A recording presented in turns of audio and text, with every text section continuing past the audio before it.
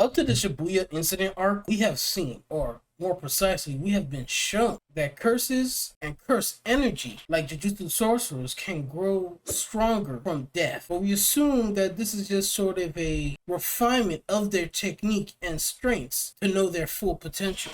Though there are some glaring examples like Gojo. On the time of his death, he not only learned reverse curse technique, but also the full potential of his 6 eyes and limitless curse technique, which allow him to create a hollow purple curse technique, which made him leap above and beyond the average standard, above grade 1 Jutsu sorcerers, to the peak of modern sorcery, almost unmatched. So it definitely gives weight to the fact that death can evolve someone further. We've seen that from the first time Mahito doing his domain expansion after being close to death from his fight with Yuji and Nanami, and says how grateful he feels to Nanami. Or how Megumi, fighting the finger bearer, was pushed to the brink of death, almost dying, and instead of lying on Maharaga, decides to take a chance and realizes his potential, and he decides he's gonna use his domain expansion, one we have not even been known if he had before, or seen before, but he just suddenly comes upon the realization after a tiny flashback with his time with Gojo in their training, which is why I believe Mahito transformation is just something special. Not only because of the form and the time it took place, sort of like the power of friendship or the shonen trope where the hero gets the power up in the last minute, but also because of the form, the way it looks almost menacing compared to his usual human design. It gives a sense of the ultimate creature for killing. Not unlike Sukuna, is also the fact of how the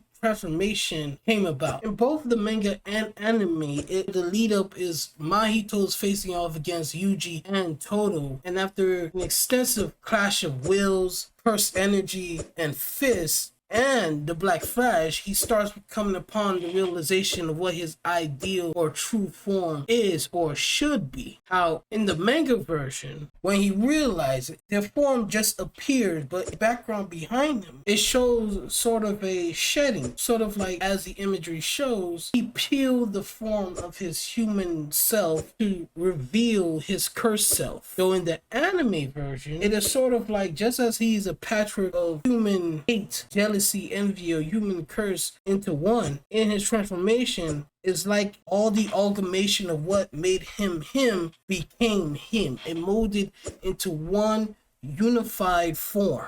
Though the form looks very similar to the finger bearers, it makes me question, why is that? What is this form?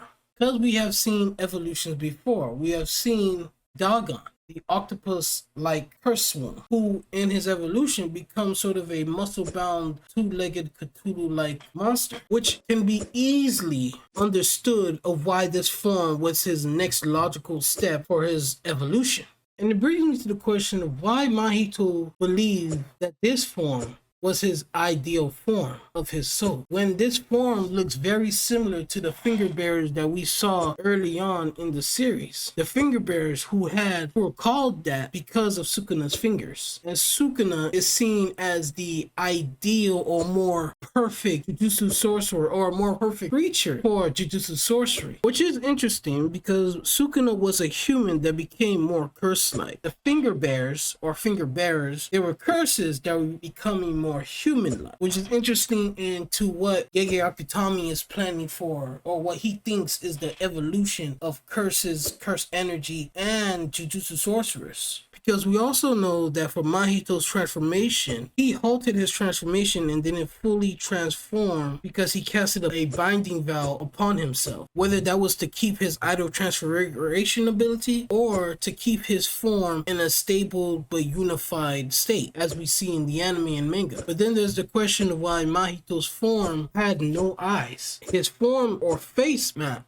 seemed like it was wearing a mask. What if that was the transformation was halted? Would it have revealed more eyes underneath? And then there's also the way he transformed. We don't really see how Sukuna came to be, but we're never seeing the birth of how he gained those forms. But for Mahito, we do see the transformation or birth is two different in the anime version and the manga version. As I said before, one was as if he was peeling the layer of his human self to reveal the curse in the manga, but in the anime it was sort of like how in Full Metal Alchemist he had this accumulation of human souls trapped in him, but he used all those human souls and himself to bond into a new being, which is why he says to Yuji, after killing you I'll be reborn. That could have several meanings. That could have several meanings to not only his mental state but to his actual soul as he halted his transformation. Though there's also another theory that Mahito's form was not really his ideal form, that his form was just due to his obsession with beating Yuji in the climax, sort of like the Joker versus Batman.